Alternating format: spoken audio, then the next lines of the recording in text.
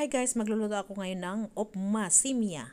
Mayroon tayong ditong roasted simia, peanuts, cashew, fresh coconut, beans, carrots, karipata, green chili, and dal, and onion. Nagpainit ako dito ng mantika at nilagay ko na yung mustard. Pag nag-platter ng mustard, pwede na natin isunod yung dal. I-brown lang natin konti ang dal, tapos ilagay na natin yung peanuts. Roasted the peanuts very well, and i-add natin yung cashew. Make it golden brown. Tapos pwede na natin isunod yung onion. Igisa lang natin ng konti ang onion, pwede na natin ilagay yung karipata at green chili. Mix it well.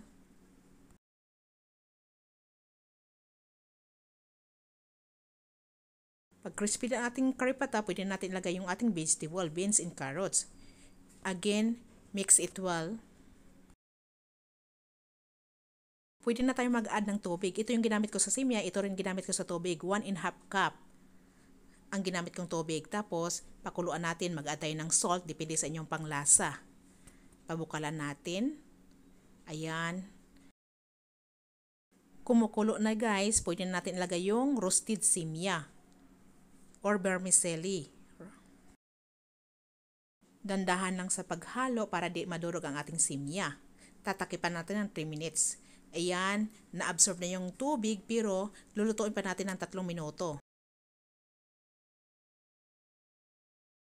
Medyo okay na ating simya, pwede natin i-add yung fresh coconut para mas lalong yummy ang ating opma simya.